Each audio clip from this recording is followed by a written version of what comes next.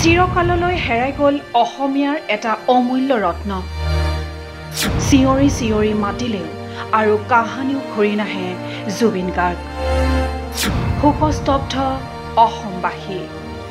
জুবিন গাৰ্গৰ মৃত্যুত দেশজুৰি শোকৰ বন্যা। হিয়া ফাটি গৈছে প্ৰত্যেকগৰাকী অসমীয়াৰ। পিছে কেনে আছে কপিল ঠাকুৰ, কেনে আছে গৰিমা শইকীয়া গাৰ্গ? কেনেকৈ সান্তনা ল'ব জুবিন পিতৃ কপিল ঠাকুৰে?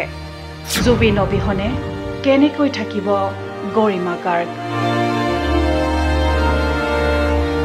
সমগ্ৰ অসমবাসীকেই এটা অমূল্য ৰত্ন উপহাৰ দিয়া কপিল ঠাকুৰ আজি মৌন। দুচকুৰে বৈ গৈছে এধানি চকুলো। সান্তনা দিবলৈ যেন ভাষা নাই।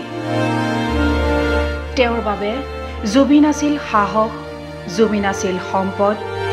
নিস্তব্ধ হৈ পৰিছে জুবিন গাৰ্গৰ পিতৃ, এজন দুখী পিতৃৰ কথাৰে। তেওঁ হয়তো আজি কান্দিব পৰা নাই মন খুলি। বুকুত শোকবোৰ শিল হৈ যেন চেকুৰা বান্ধিছে। যিজন পিতৃয়ে কেৱল কবিতা লিখিয়েই অকলশৰে নিজানত উচুপিছিল, তেওঁৰ বাবে যেন একোৱেই নথলে সময়ে।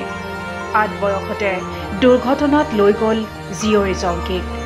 নেদেখাজনে কাঢ়ি লৈ গ'ল জীৱন সংগী ইলি বৰঠাকুৰকো।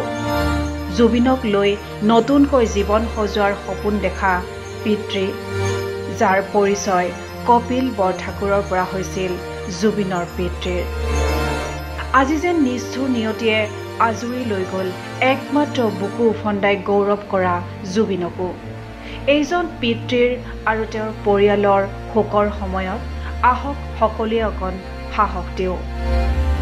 News desk report NV Live।